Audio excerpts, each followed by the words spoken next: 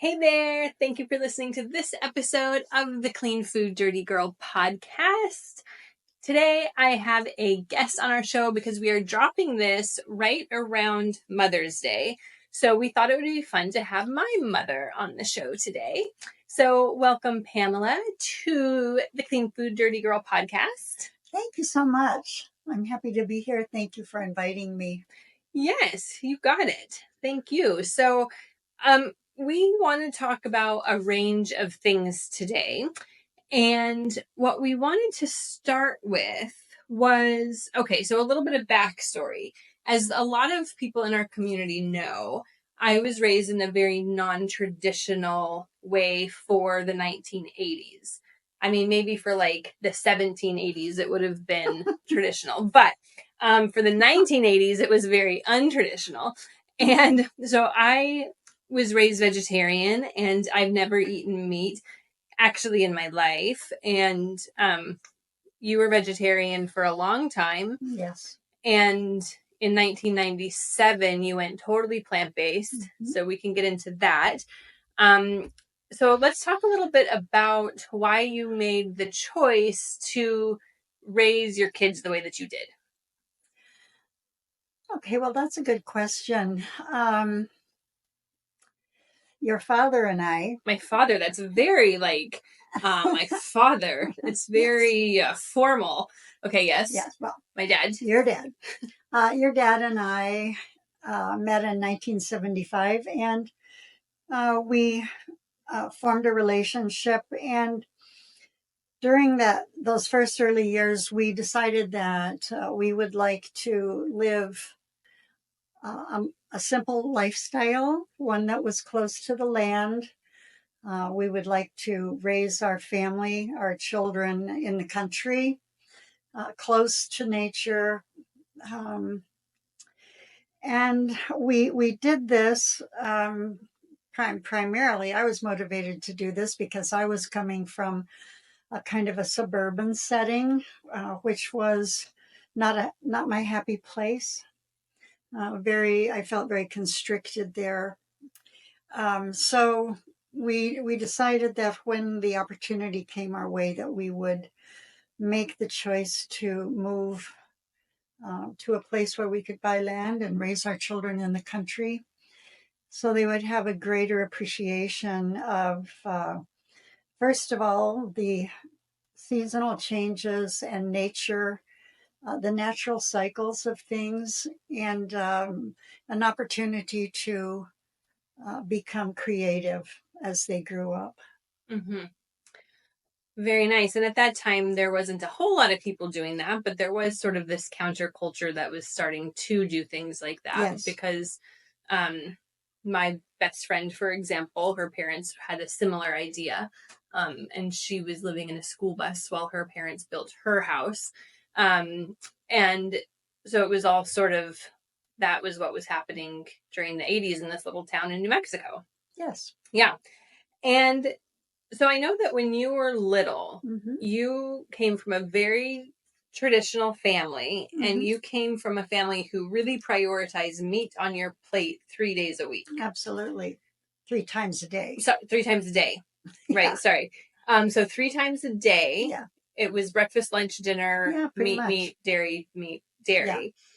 Yeah. And so I know that when you were little, you didn't like meat. I did not. Can you talk a little bit about that? Sure. Just a few little things to clarify.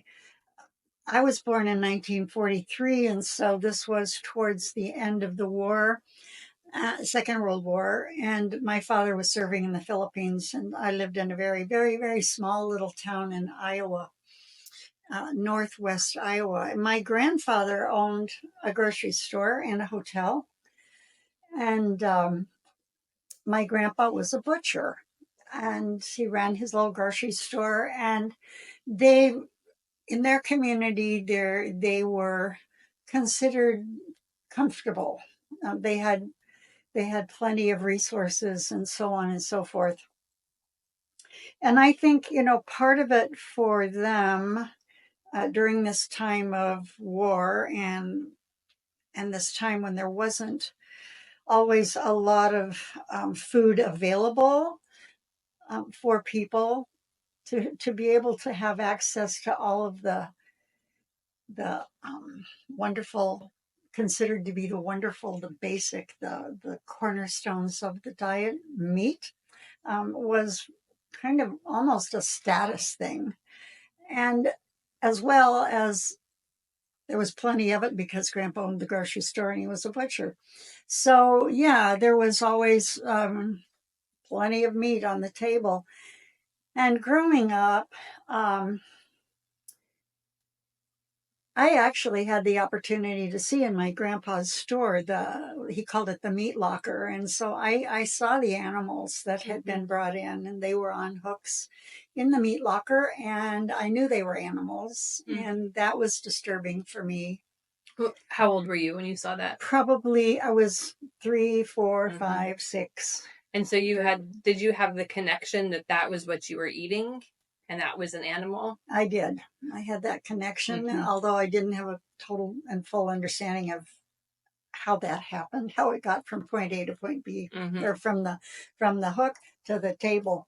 So anyway, yeah, there was a lot of meat eating, a lot of meat on the table because it was considered to be the cornerstone of the American diet. And if you were lucky enough to have meat once a week, you were doing really well. For me, the offshoot of that was that I never did well with animal protein. As a child, I had lots of stomach aches. I had a lot of trouble with constipation as a child, lots of tummy aches. Yeah, I didn't really feel all that great. So that was how I was raised. And then, of course, my father came home from the war, and of course, he got into the grocery business too.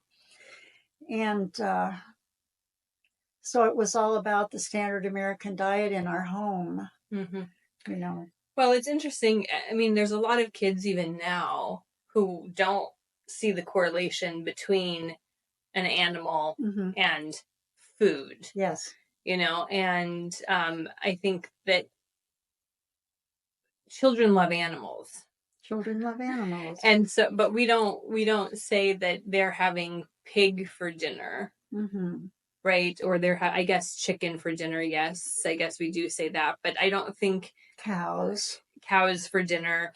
It's pigs. It's hamburger, it's pork, it's whatever. So it's there's different names for it. So I think that a lot of children don't get that connection, and I think that's kind of by design as well. I mean, that's just how the society is. We don't, hey, we go to the grocery store and that's where we get our food. So there's not a lot of understanding about where that food comes from. Even the vegetables, Right. in the vegetable department, there's not a lot of understanding. It's like it doesn't just magically appear in the grocery store. There's a lot of steps to get to that point, and a lot of those steps are really horrendous. So you had that hit at a young age, that you saw these animals on hooks and you understood that that's what you were eating, and that felt weird to you. Yes, and I'm just going to make one more comment since you're on the topic of the connection between the animals and the food on the table. It is interesting because in the 5th grade, we were living in Denver, and our 5th grade class was taken on a field trip, and field trips were very common back then. Kids got to go on field trips at least 4 or 5 times a year. So on this particular field trip, we went to the Swift's meatpacking plant. And the idea was not to teach us the relationship between the animal and the food on our plate, I don't think, but it had more to do with understanding that this was a resource. This was a business. This was a product. This was something that was manufactured, so to speak. So and studying in social studies, you study all about those things. So yeah, we went to the Swift's meat packing plant, and seriously, it was one of the saddest days of my life. Really, it was, because it was so hard. We were just taken into the room, where all the cattle were, all in a row, and they were just walking down, fenced in on both sides, and waiting till the end of the line when it was the end of the line for them. And the saddest part was they were all crying. They were all mooing and crying, and I'm pretty sure I just plugged my ears, and the stench and the whole thing. It was grim. I can't imagine today that any kid would be taken to a meat packing plant. It was pretty grim, though. I have to say, I suppose if you wanted to really instill in a child exactly what happened, that might be a good way to do it. But I think it might be good maybe to um, wait a little bit instead of choosing, such a young time. Well, and it's interesting that the idea of that was not to raise a bunch Right. of vegans. It was not to, no. Right. The idea Yeah. was to show you a sector of industry. Yes. Speaking of animals, Sweet Pea really wants in right now, so I'm going to open the door for her. They wanted us to understand where our lunch meat came from, I think. Our bologna. Right. And our ham and all of that was put onto school lunches until our Braunschweiger. Until you said to your mother one day, never pack me a lunch like that again. Please give me peanut butter. Yeah. Like what happened to you. Yeah. Yeah. So a couple of things we need to unpack here. Hi, Sweet Pea. You guys can't see her, but she's making a little appearance. So you were born in 1943. Mm-hmm. So that makes you 81 now. You're going to be 82 in September. Yes. Yes. And so I just wanted to give some context for that. You, so you ate meat when you were younger. I can't imagine going to a meat packing plant even now. When I was little, I couldn't even watch TV or a movie if an animal was hurt on screen. I really had a lot of strong feelings about that, and I would just need to either be removed or have the movie turned off because the idea of animals hurting, it was almost like painful for me. Mm-hmm. And I suppose I don't remember specific conversations about food and animals growing up. I know I didn't eat animals growing up, but there was a very internal, just that I just don't want animals to be hurt. And I still feel that way, which is one of the reasons I still eat this way. And I think for a lot of people, I'm just going to go in a little roundabout tangent here, but for a lot of people, we talk about when we change the way that we eat, there's a lot of reasons why people might want to do that. And a lot of people do it for their health.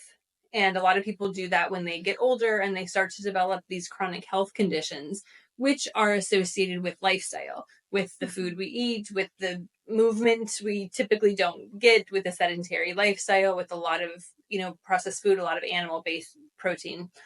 And so these health issues start to come up. And then people typically around the age of 45 or 50 typically say, okay, my doctor said I need to, get a handle on this. And so they start to change their diet. But, for some people, it's like they have a hard time sticking to it. And I always tell them, remember your why. Like, why do you want to do this? Why is it important to you?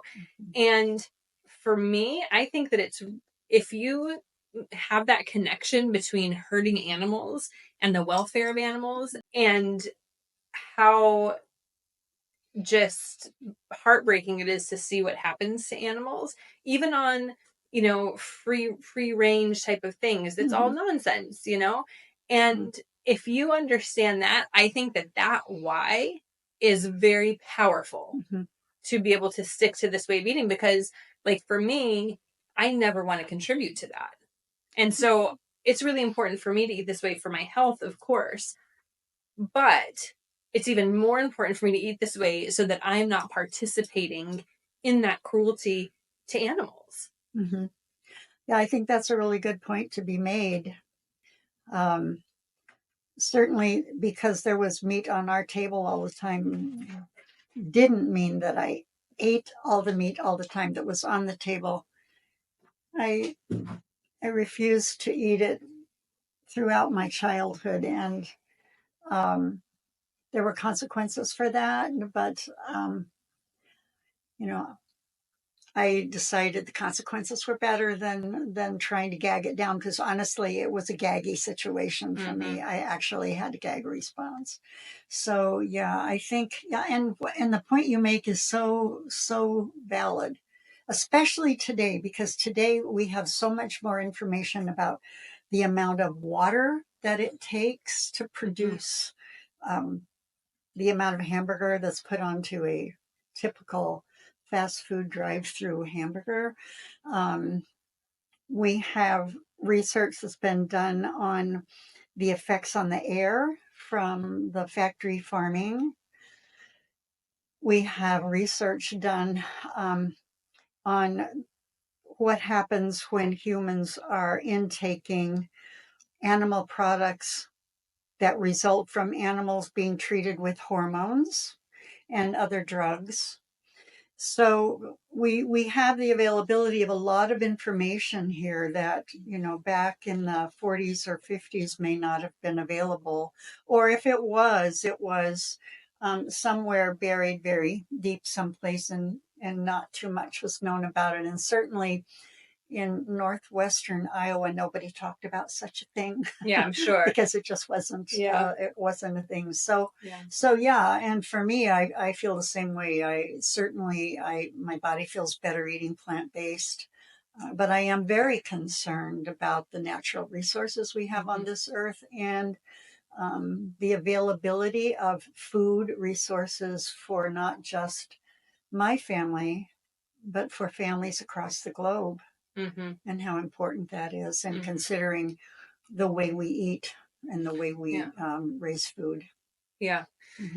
Yeah, it's a big topic, and I'm actually going to have somebody on the podcast who is Brenda Davis, who I just talked to about protein. I did a whole show with her on protein. Her son he has like a double master's degree, and his focus is sustainability and the environmental impact of our food choices. So I'm going to have a really good conversation with him at one point, hopefully. But it's true. And the other thing is, like, it's just not necessary anymore. Right. The science is out there. The data is out there. It's there's a better way, and there's a very delicious way, and especially if you're eating our recipes and our meal plans, the best. So I wanted to, let's see, it's interesting that my great grandfather was a butcher. So I feel like it's good work that I'm doing. Yes, it is. Feel like maybe this is my karmic debt to pay by are you okay with the air off? Okay. My karmic debt to pay, and having, the family maybe hopefully swing a healthier way with that. But I understand too that that's, we all do the best we can with the information that we have at any given time. That's the other thing. And the other thing is, I was raised to not be super judgmental, and to, everybody has their choices, and my body, my choice, right? Your body, your choice. And if the choice is not plant-based, then that's okay. That is your choice. And, I think it's important to recognize that we're all on different paths, and we all start somewhere. That's right. We all start somewhere. So I have a lot of love for all the people. So do I. Yeah. And I would love to, and you are an example of what's possible with, eating this way and living a really thriving life as you age. And that's good. And I can be an example of what's possible too, and just what's possible with recipes and plant-based deliciousness, so that if somebody is curious, like, hey, maybe I could try that, then it's, they have support along the way, which I think is, the best. So because we all need support, we're not, most of us aren't raised knowing this stuff. Most of us aren't raised in a plant-based kitchen and learning how to make tofu burgers, right? I did grow up with that. I grew up making millet was my favorite food. In fact, would you like to tell them one of my nicknames? Millet Molly. Millet Molly or Millet Mall. Yeah. Millet Molly. So I grew up loving wish sticks. So kind of like fish sticks, but with tofu. Yeah. Really, really good. I grew up eating, a ton of beans and rice and lasagna, all the regular food, but just without meat. And I didn't know any difference. I scarfed it down. I loved it. And so did my dad. He doesn't cook, but he kind of eats what you give, what you make, because you are the cook. And So over the years, I know that because you were vegetarian after you left the house and your house, your parents' house, your life took a much different path than the one that they would have had wanted for you, for sure. Yes. But part of that was changing how you eat, and that was removing all of the meat. Yeah. And then in 1997, can you talk about what made you switch to a whole food plant-based diet in the Sure. 90s? I will. In 1997, I had a massive gallbladder attack. And mind you, this I've always attributed this to the evening before going to a birthday party and having two things that were not very good choices for me, but that's what there were. That's what was there, and that's what I had. First thing was an ooey gooey pizza, no meat on it, but it had about 2 inches of melty, mushy mozzarella cheese. I think I probably had 2 pieces of that. Today, even one piece of pizza with vegan cheese is my limit. And the second thing was a birthday cake from a local grocery store that used lard to make their dressing because it was so fluffy. And I had a piece of the, the frosting, the icing on the cakes. I had a little piece of that too. Well, that night, oh my goodness, I had had 4 children, and the kind of pain I experienced that night really got my attention to the point where I asked my husband to take me to the hospital emergency room, and he did. And the doctor there informed me that I was having a gallbladder attack. And what he said was, first of all, he gave me a shot, which was for pain because I wasn't sure I was going to keep breathing if I had that pain. So I got a shot for pain, which really worked, took the edge off the pain. And he sent me home. And he said, you should see an internalist, and you may pass these gallstones on your own, whatever. But he said, what did you have for dinner? And so I told him the story, and he said, well, I just have one word of advice. Cheese is the single worst food you can put in your body, especially soft cheeses. He said, so I would not eat cheese. And I would recommend that you didn't. And he knew I was a vegetarian at the time. So I thought that was very interesting. So I did go home and I did pass the gallstones quite spontaneously. I didn't do anything to do that. It just simply happened. I did go to the internalist, the doctor. I kept that appointment. And when I went, he knew what had happened. I explained. Yes, the gallstones, I passed the gallstones. They took an x-ray. The gallbladder was empty, no gallstones. And he said, well, that's good that you did that. He said, but I think we're going to have to take that gallbladder out. And of course, I question most everything that has to do with my body, always have.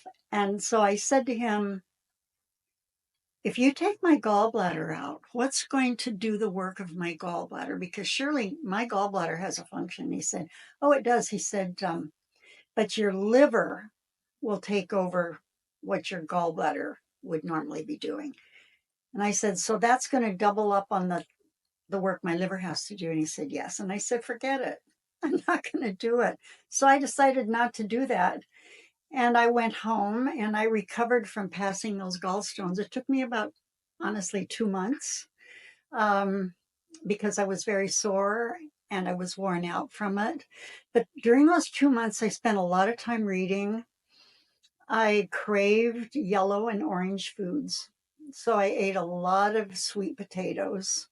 I ate a lot of peaches. I ate a lot of papayas.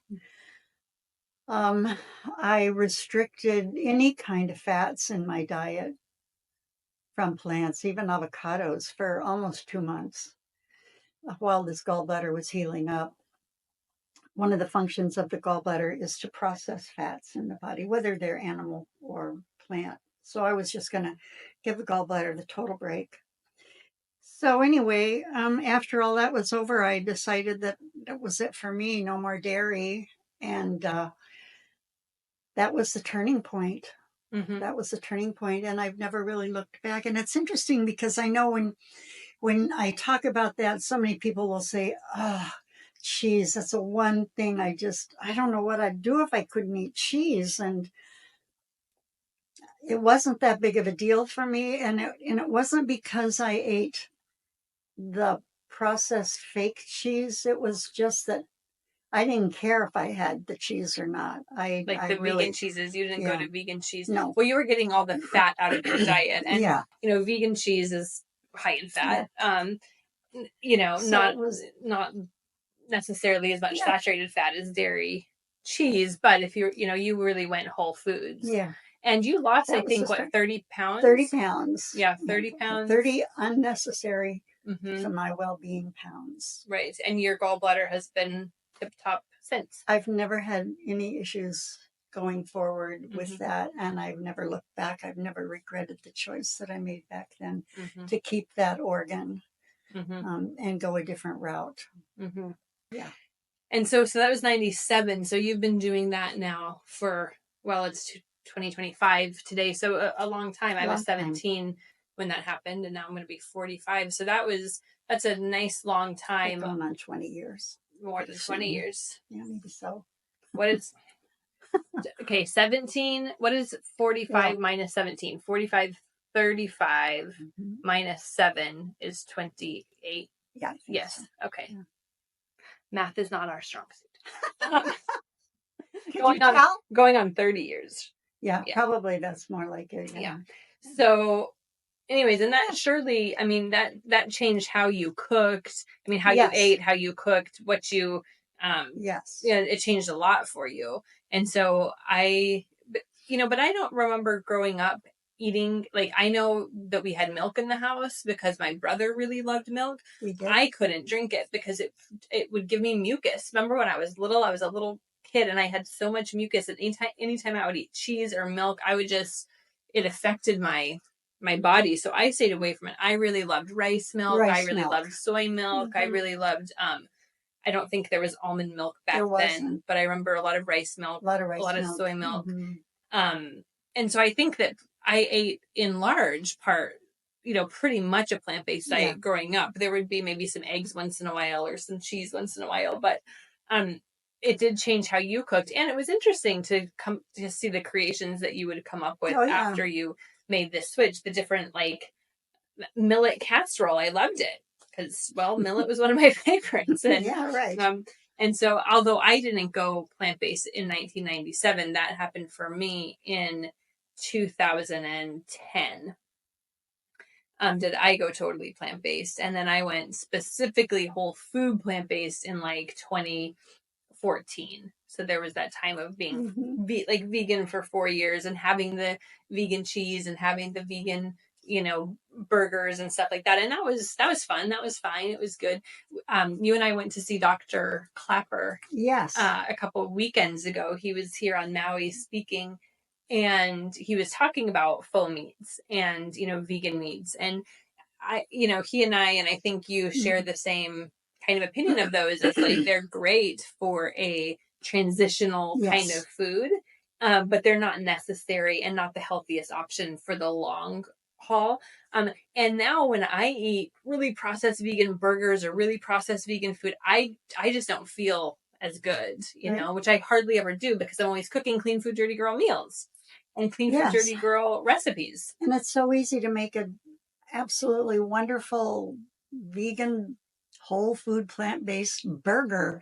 I don't know. I have been to like barbecues and potlucks and things where people have brought the frozen burger things, and some of them actually are red, like you would like red ground beef or something like that. And oh dear me, I don't know. I couldn't know. There's no way that I would want one of those. Because number one, I don't think they're probably very good. Number two, I can They're very for expensive. you because you're used to eating healthy. Right, but they're also very expensive. And you Mhm. could, for what you pay for a package of 2 or 4 of those, you can make a dozen Mhm. delicious, delicious whole food plant-based burgers. I do it all the time. I make them up and then I put them in the freezer. So yeah, if we want a burger some night, I pull them out and heat them up, and oh yeah, it's yum. Yeah. You kind of do a cool thing with your burgers in that Yeah.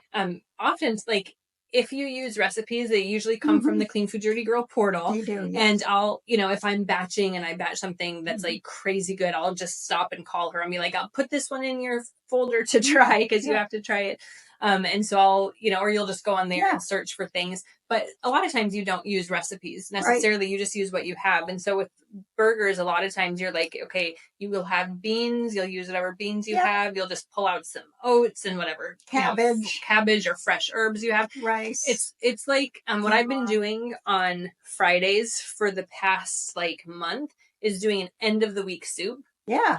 And I I love just that. pull out whatever Yeah. veggies I have in. I was actually going to do a podcast episode specifically on that because it's a great way to use up what you have in the Yes. fridge before you do your grocery shopping for your Yes. batching for the next week. And so I've been doing this end of the week soup and just using, whatever What you have. whatever I have. And so the burgers are another really Yeah. good thing to do that They are.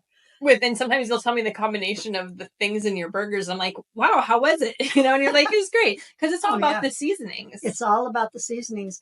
And I think, for those people who are sort of beginning this journey, and I think of my own relationship with food as having been a lifelong journey of learning and making changes. The more I know, the more tweaks I can make that will support my health and well-being. But I think, for so many people, they feel so intimidated when they get into the kitchen, like, oh God, I need to have this recipe or that recipe. That's understandable. I think, especially when you start out. But once you've cooked a few items, made a few sauces or dishes, casseroles, salads, I think that it really is important. And it's fun. It's really fun to create your own, see what you have in your fridge and say the day comes you want to make burgers. So, if you have, the basic things, if you've got a grain in there, whether it be quinoa or rice or millet, whatever you might have, if you've got a bean in there that's cooked, okay, you got the rice, you got the beans. If you got some carrots in your hydrator, maybe you need Onions. maybe you need to use up those last 2 carrots. They're not looking too good. A bell pepper maybe that needs to be used, some cabbage. I always put cabbage, Fresh onion, parsley, fresh fresh basil. parsley, always fresh parsley, basil, Oh, beets, like shredded beets. shredded beets. What I do Oh yeah. often is I'll go in the portal and I'll just type in the Clean Food Dirty Hmm. Girl portal, and Dirties will know what I'm talking about there. Hmm. Um, and I'll just type in like burger Hmm. and then maybe like a couple of veggies that I have, like Hmm. burger beets, and like Hmm. the beet burgers will come up, and then Yeah. I'll just be like, okay, what seasonings are they using? Yes. Are we using? And then I'll just swap out some Hmm. ingredients with what I have. So I kind of like to do that hybrid. Yeah. Because oftentimes the seasoning mixtures that we come up with are really, really good. Oh, And yes. all of the recipes are so forgiving that you can use, chard instead of cabbage, Yes. or black beans instead of pinto beans. Yes. And, kind of, they're not going to taste exactly the same. And whenever I suggest this, Tammy, our recipe developer, is like, yes, but it's not going to taste the same. It's not how we intended it. I'm like, I know it's not going to taste the same, Right. but this is realistic, right? We all have those end of the week veggies that we need to use Yes. up in various ways. I'd rather do that than, Yeah. God forbid, toss them out. I would never. And the other thing is that if you, like me, are not a great fan of cumin and the cumin's in the recipe, forget about it. Put in thyme or put in some basil or put in some oregano, put in some marjoram, pick your favorite herbs. And if there's an herb there that you don't want to use or you don't like, either you can decrease it to practically nothing but a hint of a flavor, or you can put something else in. And, I, from a recipe developer's point of view, yeah, it's sort of like, because this is a very creative thing. It's sort of like a person who does a painting and goes, well, I think I want to swap this out for Right. that. Well, it's not going to be the same. Well, and this is Tammy's an artist in my books. I mean, she is a Yes. wizard with recipes and with flavors. And she really is, she has perfected the art of whole food plant-based cooking, in my opinion. I'll say. And so her, good. when we change her art, it's like, there's a good caveat that's like, okay, you can do this. It's not going to taste as intended. Yeah. Just so know that. And then you can play around with it. If you, Tammy, don't kill us. Your recipes are so wonderful. I love them. They are. Thank you for all the work. So creative and so yummy. Well, we have an amazing team. Yes, that's for sure. We do have an amazing team. So did you ever think you would see my face on a stick? No, I don't think I ever thought that I would, but I really love seeing it. It's a good fan. Yeah, and I have one, and I just love it too. You have one too? Yeah. So this is my face on a stick. And Tammy and Brittany made these. We Clean Food Journey Girl participated in a vegan veg fest. Yeah, like an expo. Yeah, like an expo a few years ago in Seattle. And so I wasn't able to be there, and so they made these that our journeys could take photos of, and we do have photos. And I was like, will you mail that to me when you're done, because that's hilarious. And I think I gave one to you. We need more of those. Yeah. I don't know, I think two is just right. So okay, so you're 81, and we were at the doctor yesterday for my dad, because my dad has my dad has had some health issues, and you really haven't had many health issues apart from the gallbladder thing in the 90s. I mean, your checkups are pretty boring, and you're not on any medication. Nope. Which is very rare for most people your age in this country. And you haven't had any major health issues. No, I haven't. Knock wood. Yeah, no, I'm grateful. Yeah. I'm really grateful for every day that I open my eyes and take a breath and go, yeah, this is good. Yeah. Well, and I think it's, your parents weren't particularly healthy.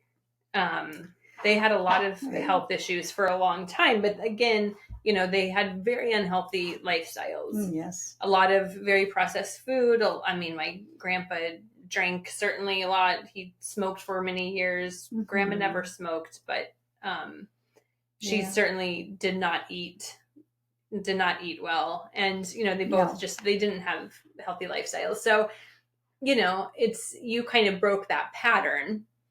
And now at 81, kind of going through your life without any of these major health concerns, and for the most part, feeling pretty good. Mm-hmm. What do you think? Okay, so this is interesting, because we have a lot of people who are like in their 60s, mm-hmm. late 60s, maybe early 70s in our community. And so and eating a whole food plant-based diet is not a miracle. I have this book that's called Even Vegans Die. And and everybody will die. That's just how it goes. No getting around that. But we do have a say in how we age to a certain extent, right? Like, a whole food plant-based diet is not an absolute guarantee that you're going to be 81 and doing really well, because there's so many things that can come up and we just don't know. But what I always like to say is give your body the best chance possible mm-hmm. at thriving for as long as possible, and not only having a long life, but having a long life that's enjoyable. Yes. Meaning that you can live your life in a way that's fairly pain-free and doing the things that you enjoy. So mm-hmm. I know that for you, even eating plant-based, 81 is different than 61. Yes, it And is. 81 is different than 71. So can you talk a little bit about that change and going into your 80s and sort of what you're experiencing right now? Yes, I think I can. Um, I think first of all, I'm thankful that I've had the opportunities and the experiences I have had along the way that have given me a chance to look at a situation or a condition and learn more about it and make changes that feel right for me. Mm-hmm. And this is ongoing. This is something that has always been important to me since leaving my childhood home, all along the way in various aspects of my life, whether it's been food or relationships or um, however you want to think of it. So that's been ongoing. That desire to continue learning and expanding on what I know works for me. I think the challenge comes oftentimes when I want to get a little bit lazy about, say, my physical exercise. I know that during some parts of the year, and I call it my low energy part of my biorhythms, I tend to want to just kind of stay in, except for my volunteer jobs. I want to just kind of stay in, curl up with, a stack of good books and read. I'm a reader. Television, not so much, but reading, yes. Do some cooking, do some beading, do some sewing, all the things, but not so much get out there, get my butt out the door in the morning and go for a nice long walk. Mm-hmm. So I noticed that, and I noticed that sometimes I have to just really encourage myself and tell myself this is what is going to be the best thing for you to do today. So um, get on up and get out the door. So Yeah. I think there's more of that goes on, especially at certain times of the year. I still have good energy. Definitely, my energy. I've always had a lot of good energy. I've been a high energy person naturally. I don't know why. I guess who knows what, but anyway, I got the good energy. Yeah, you've always been very Component. go, go, Yeah, go, go, go, go, go. I Yeah. have had the energy to do the things I've wanted to do, and I've really done a lot in my life, along with raising, 4 children and building a home in the Southwest and going to school, earning a master's degree, working at a number of different jobs. So that's been great. I still, in my 80s, continue to enjoy community. I think that's a very big thing. That hasn't changed for me. I think that's even more important. I mean, it's important Yes, all the time, but I think especially as you get older, community is so important for certain people. I yes. mean, like you moved to Hawaii in 2020, right before the lockdown, and that was really hard because Oh, you made a big move, it was, and plus oh, it was bad. nothing was happening, nobody was seeing each Oh, other, you were completely isolated. very tough, very hard. For somebody like you who's pretty social, you're social in a way, you're shy in a way, but you enjoy social activities. For somebody like my dad, he's not a social guy. He's a solo guy. He likes to be solo. For Mm-hmm. somebody like him, community isn't quite as important, but for you it's a really important thing. And I've seen Huge. how you finding community here has really made really positive impacts on your mental health Oh and yeah, how you're feeling, my outlook your outlook. and Mm-hmm. my moods and all of that. For sure, coming here in 2020 was a real blow because things were closing down here on the island, and And the world. the world, and it was a hard time Yeah. for everyone. Mm-hmm. So yeah, it was an adjustment for me, and I was so happy when I was able to start volunteering. Mm-hmm. And I think you found some volunteer opportunities for me that you thought would be a good fit, and you were right. So I do continue to volunteer. I volunteer on Wednesdays at Friends of the Library Bookstore. I love books, so that was a great fit. And I have made so many friends there, customers and coworkers alike. It's been great. And then my other volunteer work is at the Sewing Hui of Maui. And you can go online and look at the Sewing Hui of Maui and see some of the amazing work we do for nonprofits here on this little island in the middle of the Pacific. We make costumes for ballet and theater productions. We make projects. We have a wonderful project that takes clothing that would be tossed into the landfill. We take it, it's shredded, and it's stuffed into pillow kind of things and sent to the animal shelter here. The Humane Society. Yes, Humane Society. And so there are cushions for animals. We just do all kinds of different things.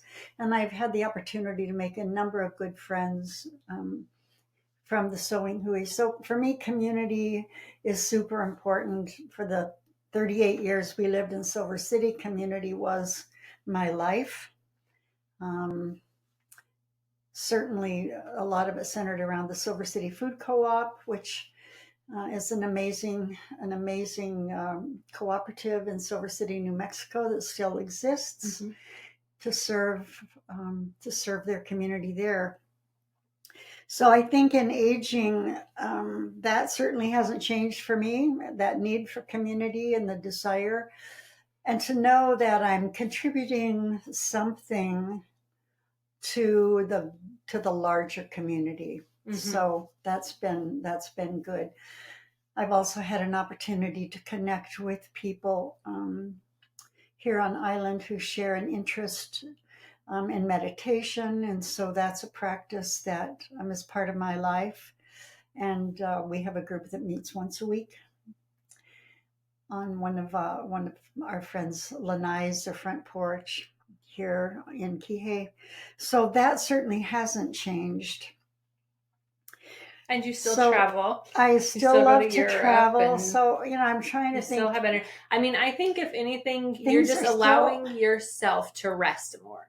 That's what I've noticed. You're allowing yourself to put your feet up in the middle of the day and read, which you would have never done before now. So I think in the past 5 years, that's a shift that I've seen. Yeah. Like you're allowing yourself to relax without feeling like you should be doing something else. Yeah.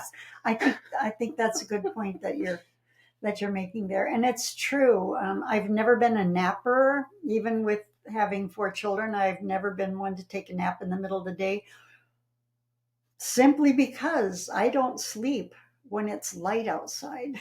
When it's daylight, I'm awake and ready to go. And when the sun goes down, man, I just want to head for the bed. So that's been the way my life's, and I still don't take naps during the day, but I do, like you say, I'm going to get horizontal on the couch, get my good book out, put my feet up, and read for oftentimes an hour, sometimes 2 hours at a time. So yeah, I have allowed myself to do that. I worked up until the time we moved here to Maui. Right. Yeah. So I didn't retire until 5 years ago. I was still working part-time in the Tucson schools. So I still had a job that I went to. So there wasn't a lot of free time for like hanging out, just having the pleasure of pages. No, there would have been time, but you didn't, because you have to make time for that stuff. Yeah, you do. And you would have been doing other things. I know you too well. I'm curious. So I want to just know, first of all, do you think that your appetite has gotten less as you're going into your 80s? Have you noticed a decline in appetite? I don't think so. The only thing that really affects my appetite is the heat. When it's hot, I don't want to eat the same way as I do when it's not hot. Yeah. So when it's hot, I tend to eat less. I don't like to eat very much in the evening, although I have an evening meal every night, because that's your dad's favorite time of the day to eat, and he can put it away at night. Yeah. I don't know how he does it, but he loves a good dinner.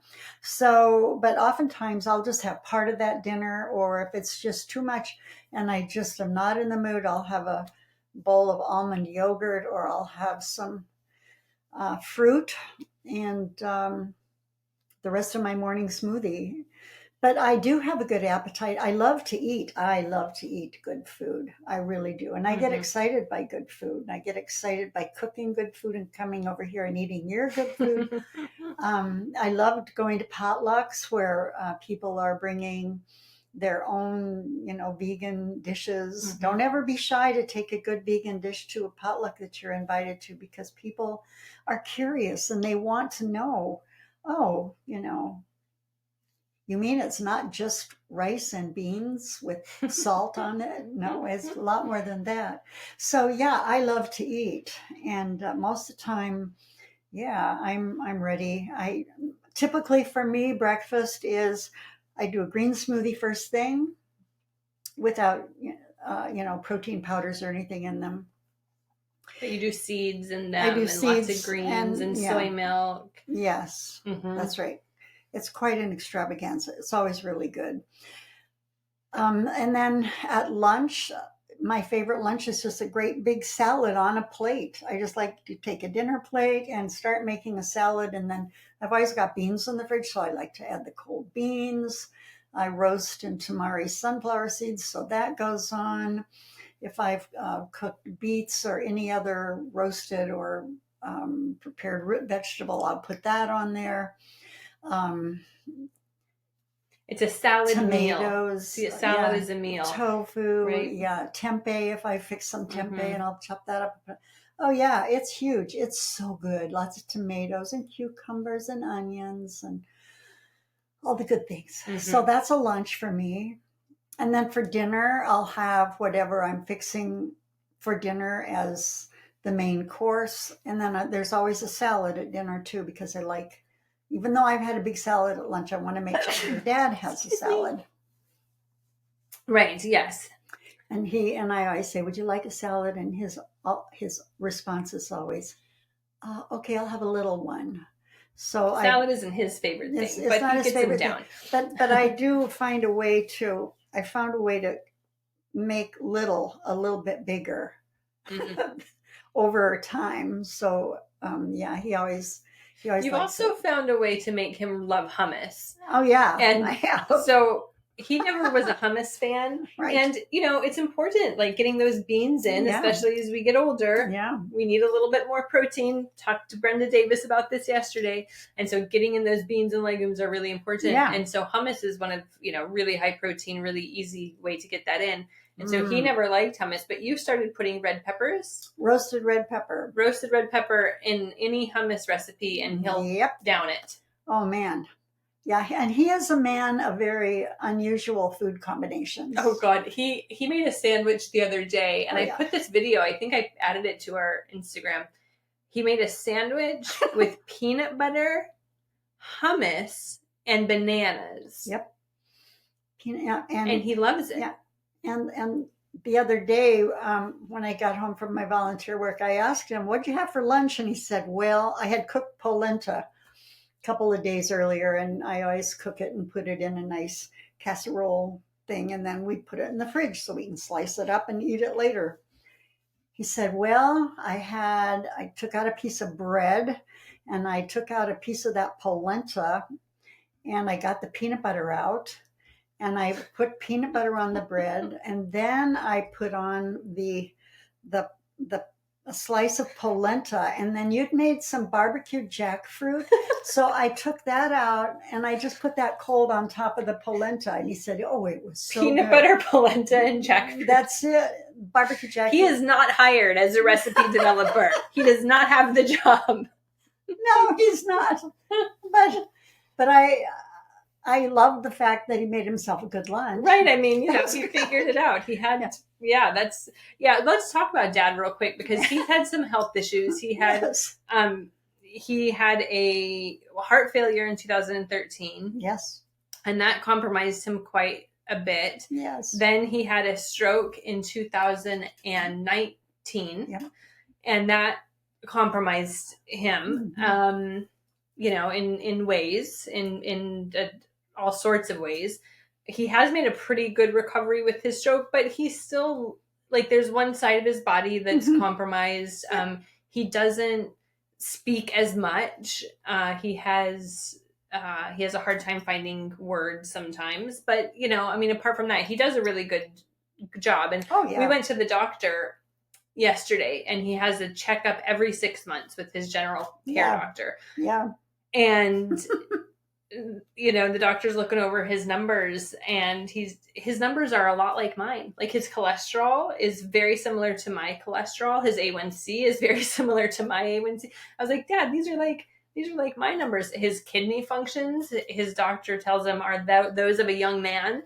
And so he's healthy. He has Yes. a lot of going for him. And I wrote something because people, I give updates on him and the family to Dirties, and so they always like to hear an update about my dad. And I did tell them about the Patrick prostate plan that we Yes. had for him a while ago, because his prostate numbers were going a little bit high, but those have evened off, and those haven't gotten higher. Those have just kind of remained. So he's doing really well. And here's I really he goes snorkeling every day. Every He day. goes to the beach. He Every he day. can he swims. He does his water yoga is what he calls it. Yeah, his water yoga. Yeah. His water yoga. Yeah. But and I mean he eats and he eats fruit. Like the man loves to eat fruit, and Mhm. that's what he had for breakfast. He'll have a green smoothie. That's He'll it. just bring nothing but fruit to the beach. He'll have like a very small lunch and then a big whole food plant based dinner. But it's amazing to me that he's in his late 70s, you're in your early 80s, and I'm just really lucky to have parents who are older and who are healthy older. Because you can have, I mean, a lot of people have older parents, but they don't have the healthy part. And you and Dad won't be healthy and around forever. I know Right. that, but my goodness, what a gift that you guys have taken care of yourself in such a way that it's easier on your kids and your grandkids. Yeah, I guess that would be true. And for yourself, obviously, Yeah. but Yeah. I mean, first and foremost, but That's it. it's kind of the trickle effect of having that healthy lifestyle Yeah. is you're not just doing it for you, you're doing it for the people who love you. Yeah, that's true. And also, the the benefit for us is that we can continue to enjoy our family, enjoy our kids, enjoy our grandkids, travel, do the things that we enjoy, make adaptations where we need to, but go forward with the things that we really like. And yeah, that's been it. For me, it's like, yeah, I know nobody's going to live forever, but I've always said I would like to feel good for as long as I can Mm-hmm. while I am alive. So yeah, I want to feel as well as I can for this time that I have.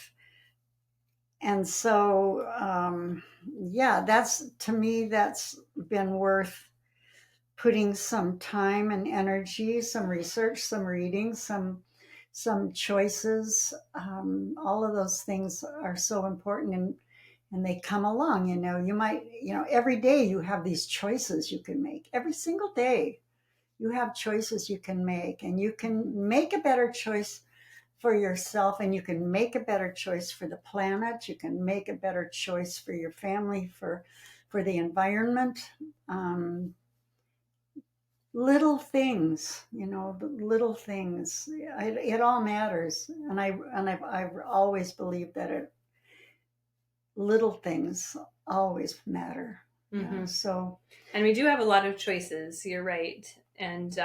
we do. And it's all those little choices that add up really to That's it. our life. That's it. And so is there any other wisdom you would like Mm. to impart? Any, I don't know, big things that are clear to you now that maybe weren't clear then? Or what wisdom can you leave us with?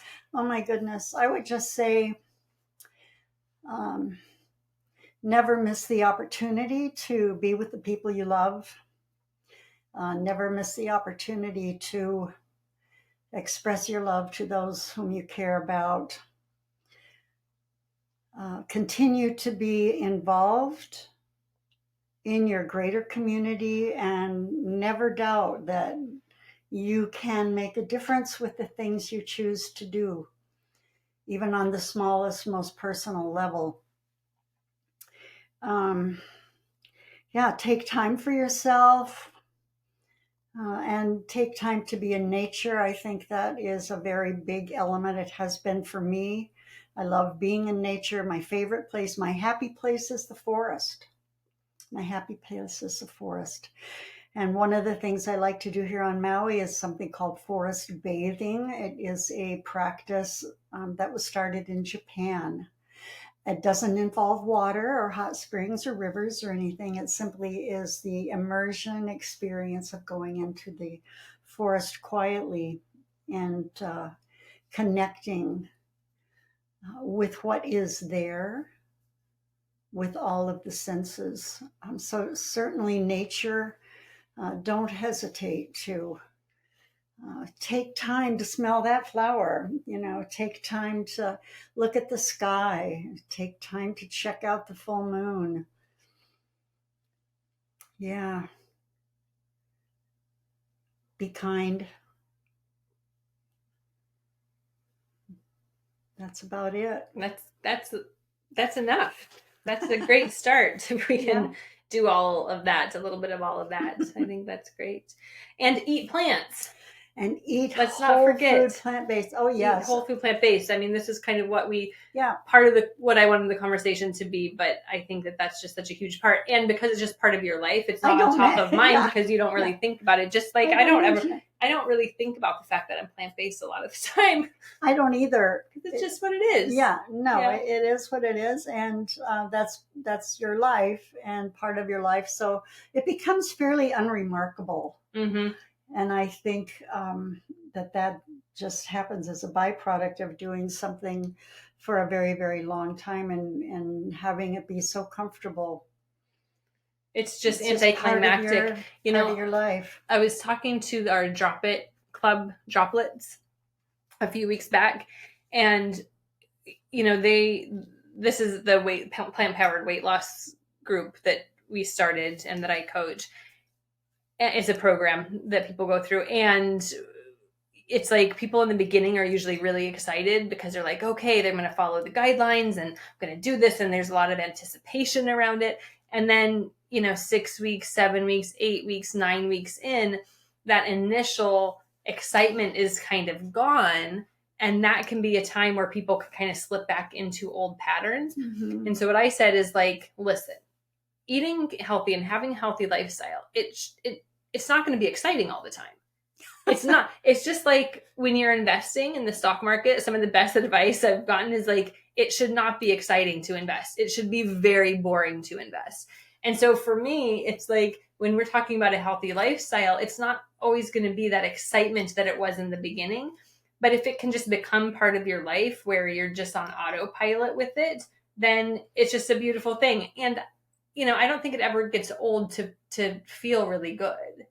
And for me, not having a hangover, like I never ever, I'm like, darn, I really wish I was hungover today. Right. But, and, so much happens in the body when you make that switch to a whole food plant-based diet. Your joint pain goes away. You have less inflammation in the body. You have more energy. Most people sleep really well.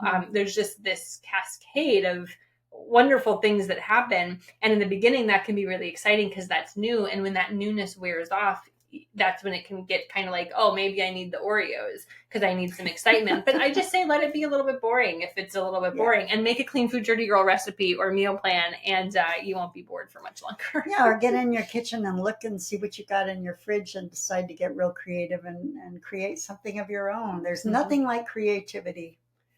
And that's one thing you've really done is you've kept learning things. Yes. You went to like a line dancing class recently to try to learn line dancing. And you were like, I felt so silly. And I was like, but that's good because your brain didn't know how to do it. So you were learning something. It's always good to be a beginner at something. Yes, it is. And to keep learning and expanding because our brain needs that. So yeah. And you might find that you really love something and you'll want to continue it. And you might find that, well, that's not really my thing. And that's okay. Like line dancing was for you? Line dancing was for me. Yeah, I love to dance. Oh, yes, I do. but I don't know. I had a kind of a wicked time with some of it. I know. So, it just wasn't for you. But you went and you tried, and I went and I that's tried, good. and that was good. Yeah. I think trying, dipping your hand in various things is good. Yeah, I think it's good too. Any opportunity you have, everybody has friends who do things creatively, and ask them to invite you over to do something. That's right. Well, I think you're doing an awesome job. Well, I think you're doing an awesome job. High fives. Oh, thank you. And just want to say, Clean Food Dirty Girl, the best recipes. Oh yeah, bar none. You can keep talking. Let's hear it. The best recipes, the best meal plans, the best podcasts. The best Saturday emails. The best Saturday emails. The best blog. Yes, okay. The best blogs. All of that. The best team. The best team for sure.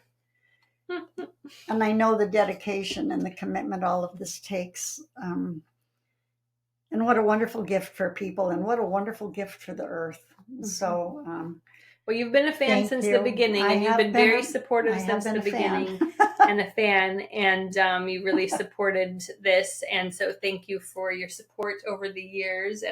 And in her wallet, you have about 100 business cards. I'm like, I do. Just give them out to everybody. I do, because if I bring something to some place that we're going to have a little lunch together, or I have a little something to contribute.